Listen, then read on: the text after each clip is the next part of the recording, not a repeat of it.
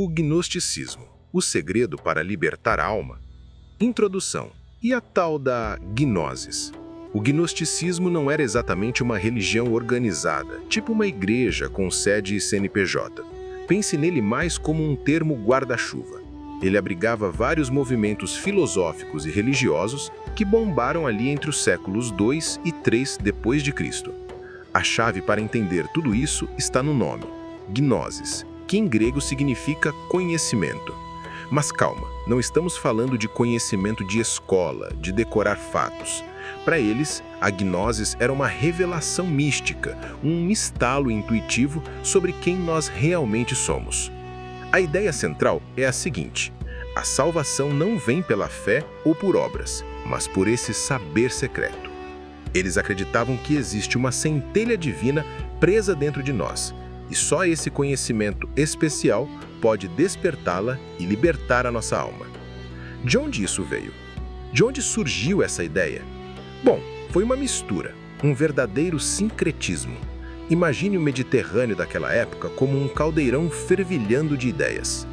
O gnosticismo pegou emprestado 1. A filosofia grega de Platão, aquela ideia de que o mundo das ideias é perfeito e o mundo da matéria é uma cópia imperfeita. Só que os gnósticos radicalizaram isso. Para eles, a matéria não era só imperfeita, era má. 2. O judaísmo e religiões orientais. Eles misturaram misticismo judaico com dualismo persa, a luta entre luz e trevas. Basicamente, o gnosticismo nasceu deste ambiente, oferecendo uma resposta radical para quem se sentia um estranho no ninho aqui na Terra. A cosmologia, o drama do universo. Aqui entra a parte mais fascinante e estranha, a história do universo segundo eles. É um verdadeiro drama cósmico. Lá no topo de tudo, existe o Deus verdadeiro, o Pai inefável, puro amor e luz. Ele vive no pleroma, a plenitude. Desse Deus emanaram outros seres divinos, os éons. Só que um desses éons, geralmente chamado de Sofia, a sabedoria, cometeu um erro. Tentando compreender o Pai de forma desordenada, ela acabou caindo. Desse erro de Sofia, nasceu uma criatura deformada e ignorante, o Demiurgo. E aqui está a grande virada de chave do gnosticismo. Eles dizem que esse Demiurgo é o criador do mundo material. Ele, por arrogância e ignorância, acha que é o único Deus. Muitas vezes os gnósticos identificavam esse ser imperfeito com o Deus do Antigo Testamento. Então, para o gnóstico, o mundo físico não é uma obra-prima de um Deus bom, é uma prisão, um erro cósmico criado por uma divindade inferior para prender nossas almas. Nós somos prisioneiros espirituais num corpo de carne. As vozes gnósticas de Nag Hammadi. Por muito tempo, a gente só sabia disso porque os inimigos dos gnósticos, como os bispos da igreja, escreviam contra eles. Era como tentar entender um time de futebol ouvindo só a torcida rival. Mas isso mudou em 1945.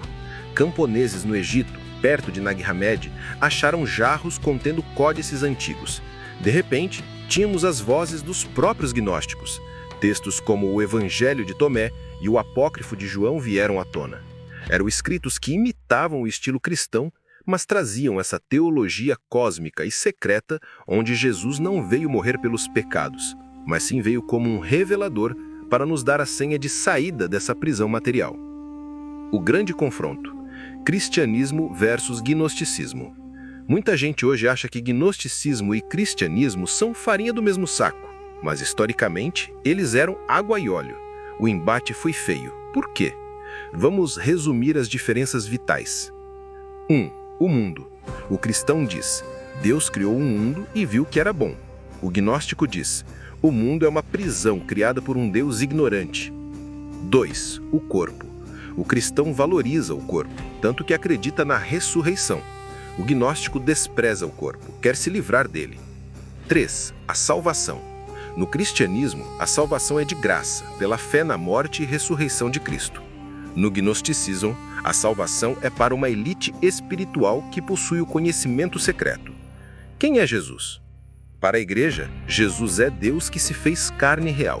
Para muitos gnósticos, Deus jamais sujaria seus pés na matéria. Então Cristo apenas parecia ter um corpo, como um holograma ou um fantasma, o que chamamos de docetismo. Os pais da igreja, como Irineu, combateram isso com força, defendendo que a fé foi entregue publicamente pelos apóstolos e não através de segredinhos sussurrados em salas escuras. O veredito histórico e o Jesus gnóstico. Tem uma tese moderna de que o verdadeiro Jesus era gnóstico e a igreja escondeu isso. Mas a história não sustenta essa ideia. É uma questão de cronologia. Jesus era um judeu do século I. O gnosticismo é um fenômeno do século II. Tentar transformar Jesus num mestre gnóstico é anacronismo. É tirar ele do judaísmo e transformá-lo num filósofo grego existencialista. Os evangelhos da Bíblia foram escritos bem antes, no século I. Os textos gnósticos são tardios, do século II para frente. Ou seja, eles são releituras, fanfics teológicas posteriores. Conclusão: o gnosticismo hoje. Por mais que o movimento antigo tenha desaparecido, sobrando só grupos pequenos como os mandaenos, a ideia gnóstica nunca morreu. Ela é resiliente. A gente vê esse espírito na cultura pop o tempo todo. O filme Matrix é puro gnosticismo. O mundo que você vê é uma mentira digital, uma prisão, e você precisa tomar a pílula vermelha, a gnosis, para acordar.